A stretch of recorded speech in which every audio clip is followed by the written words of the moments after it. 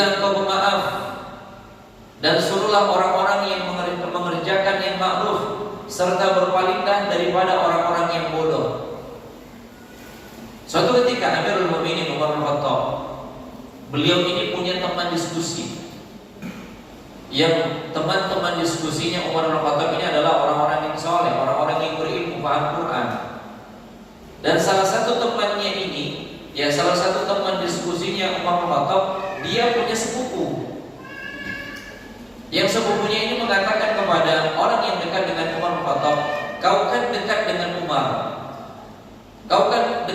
Umar, bisakah engkau mendatangkan aku kepada Umar? Maka katanya bisa.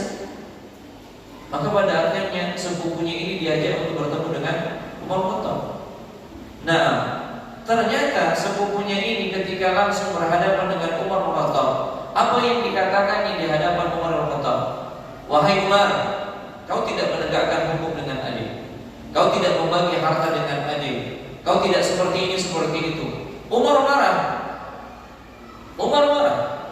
Karena apa yang dituduhkannya itu tidak ada pada diri Umar, yang tidak adil, yang tidak membagi harta rampasan perang dengan adil, pilih kasih dan seterusnya. Beliau pun marah. Kemudian teman duduk Umar ini mengatakan, ya Amirul Mukminin, bukankah Allah mengatakan khudil afwa wa'mur bil ma'ruf wa'rid 'anil jahilin? Wahai Amirul Mukminin, bukankah Allah mengatakan jadilah engkau pemaaf dan suruhlah orang-orang untuk mengerjakan perkara yang ma'ruf, dan berpalinglah dari orang-orang yang jahil. Dia ini jahil.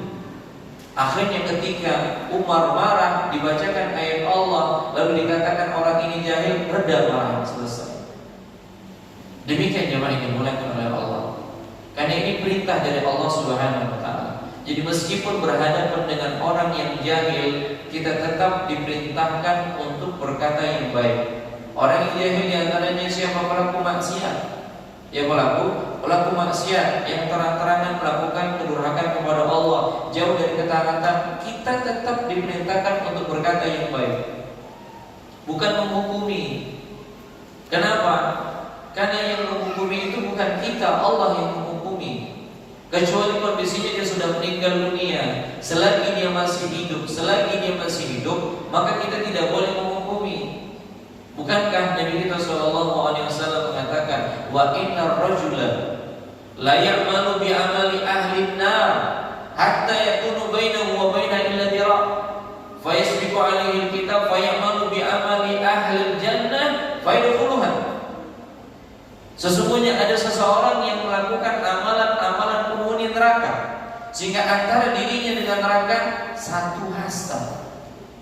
Tapi kitab telah mendahuluinya, catatan takdir telah mendahuluinya, sehingga pada akhirnya sebelum dia meninggal dunia, Allah berikan dia hidayah, lalu dia mati dalam kondisi melakukan amalan soleh, masuk surga dia. Maka jangan sekali-kali kita menganggap remeh orang-orang yang masih melakukan maksiat. Kalau seandainya kita tidak bisa mendakwakan, minimal apa? Doakan. Kalau kita tidak bisa mendoakan, maka jangan berkata kepada mereka dengan perkataan-perkataan yang tidak baik. Karena boleh jadi hal itu bisa terjadi pada diri kita. Demikian kepada fiddin, hadani Allahu wa iyyakum jami'an. Baik, yang ketiga, kepada siapa lagi kita diperintahkan untuk berkata yang baik?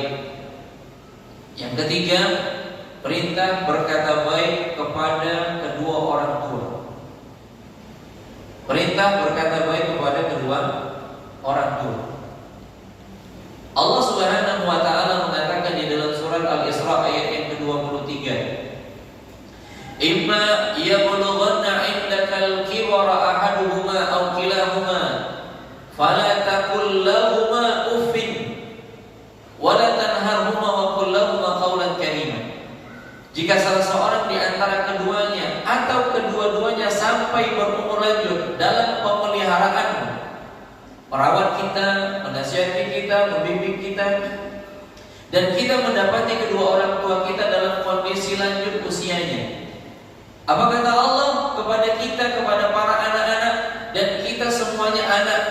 Meskipun kita sudah punya anak, meskipun kita sudah punya cucu, kita pada dasarnya anak dari orang tua kita. Apa kata Allah Subhanahu wa taala? Maka sekali-kali janganlah kamu mengatakan kepada keduanya perkataan ah. Para ulama menjelaskan kalau ternyata ada kalimat yang lebih ringkas lagi daripada ah, akan ditulis. Hanya 2 huruf. Kalau ada lagi perkataan yang durhaka, yang mengandung kedurhakaan, lebih ringkas lagi daripada maka akan ditulis. Dan janganlah kamu mengatakan kepada keduanya perkataan ah. Dan janganlah membentak mereka dan ucapkan kepada mereka dengan perkataan yang mulia. Kaum muslimin, kaum muslimat yang dimuliakan oleh Allah, ingat gak kita pada saat kita kecil, pada saat kita belum bisa ngomong, siapa yang mengajarkan kita berbicara? Ibu kita. Apa yang diajarkan pertama kali ketika kita mulai berbicara? Ibu kita mengatakan ummi, abi, kan bahasa sekarang. Ya, bapak, mama, ya, ayah, ibu. Ini yang diajarkan. Kemudian pada akhirnya kita besar, sekolah, kuliah, kemudian kita bisa berbicara dengan baik, kita bisa berretorika dengan baik. Lalu kita hindarkan mereka yang mungkin mereka tamat SD. Ya mungkin dulu-dulu mereka gak sekolah, tamat SD saja sudah syukur, kan seperti itu. Lalu dengan bahasa kita meremehkan dia, padahal yang mengajarkan kita berbicara adalah orang tua kita. Lalu ketika kita sudah bisa berbicara dengan lantangnya, kita katakan orang tua kita seperti ini dan seperti itu. Allah katakan kalau ada perkataan yang lebih ringkas, ya kalau ada perkataan yang lebih ringkas daripada niscaya Allah akan tulis, niscaya Allah akan sebutkan. Hanya dengan mengatakan ah saja, ini dilarang. Ikhwan fillah hadanallahu wa iyyakum jami'an. Maka bagaimanapun kita menghadapi orang tua kita yang telah melahirkan kita, yang telah berjibaku di dalam merawat kita, kita dilarang berkata dengan perkataan yang kasar, perkataan yang tidak baik kepada mereka, meskipun mereka salah. Meskipun mereka salah. Demikian ikhwan fillah hadanallahu wa iyyakum jami'an. Nah, karena mungkin keterbatasannya, karena mungkin kondisinya dan seterusnya, kita yang mungkin sudah berbeda zamannya dengan zaman mereka, pada akhirnya mereka banyak salahnya, tetap menghadapi mereka dengan perkataan yang baik. Ada salah seorang yang sudah belajar, yang dia mengerti agama, belajar kajian, dan dia mulai mendakwakan kepada orang tuanya. Orang tuanya mengecilkannya. Kenapa? Bukan orang yang kaya, bukan orang yang mapan. Abang adiknya, masya Allah, mapan hidupnya. Ya, sehingga si laki-laki ini senantiasa memberikan nasihat, tapi nasihat itu nggak diterima. Sampai pada akhirnya orang tuanya sakit, stroke. Gak bisa bergerak, hanya berada di pembaringan tempat tidur saja. Apa yang dilakukan oleh laki-laki yang sudah belajar agama ini? Di sanalah dia berjibaku untuk merawat si ayah. Sementara anaknya yang dibanggakan yang lain gak pernah datang, gak pernah memperhatikannya. Bahkan sampai-sampai kotorannya itu pun dibersihkan dengan tangannya dari anak laki-laki yang sudah belajar ini. Yang dia tolak mentah-mentahnya.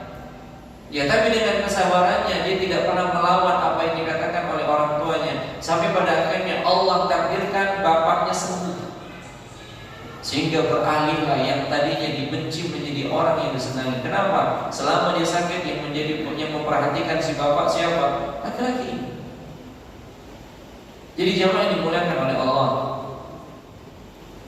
kita ini bakal mengalami hal yang sama.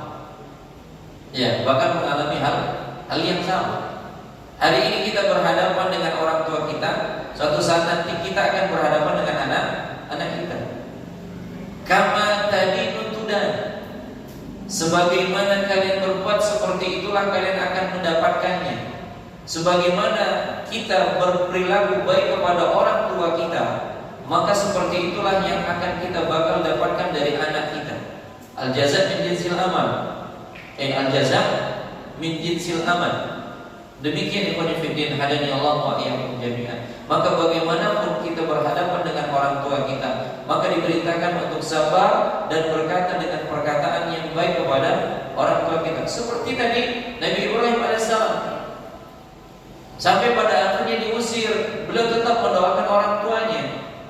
Dia tetap mendoakan orang tuanya. Ini orang tua kita.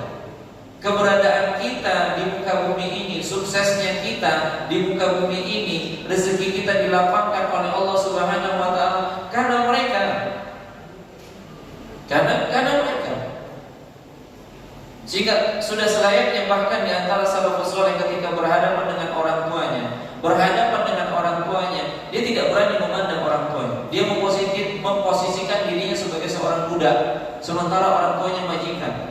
Bahkan salah seorang di antara mereka tidak mau makan bersama dengan orang tuanya. Kenapa? Karena takut kalau dia makan bersama dengan orang tuanya dan orang tuanya menginginkan sesuatu, ternyata dia telah mendahului untuk mengambil, sehingga pada akhirnya dia tidak ingin makan bersama dengan orang tuanya. Khawatir mendahului orang tuanya. Demikian yang menjadikan hadani Allah wa iyyakum jami'an. Nah, hari ini kalau seandainya di antara kita yang sudah kita tidak lagi melihat orang tua kita, maka ucapan yang terbaik yang bisa kita lakukan pada saat ini adalah dengan memperbanyak istighfar kepada Allah untuk mereka. Karena Nabi kita sallallahu alaihi wasallam mengatakan, "Innallaha yarfa'u darajatal 'abd as-shalih fil jannah." Allah Subhanahu wa taala mengangkat derajat hamba Allah yang saleh di dalam surga. Faqal ana li hadza, ya Allah, kenapa aku dapat ini? Karena derajatnya ditinggikan oleh Allah Subhanahu wa taala. Lalu Allah mengatakan, "Bistighfari waladika." Disebabkan istighfar anakmu untukmu. Jadi hari ini yang bisa kita lakukan ketika kita tidak bisa berhadapan dengan orang tua kita yang mereka sudah rata dengan tanah, maka ucapan yang terbaik adalah istighfar kepada Allah untuk orang tua kita. Senantiasa kita mohonkan ampunan mereka kepada Allah Subhanahu wa taala. Jangan pernah kita tinggalkan itu. Demikian yang menjadikan hadani Allah wa iyyakum jami'an, karena sudah masuk Isya. Nanti kita lanjutkan kembali beberapa poin. Insyaallah nanti kita akan lanjutkan kepada siapa lagi kita diperintahkan untuk berkata husna. Wassallallahu ala nabiyina Muhammad wa ala alihi wa sahbihi wa barik wasallam.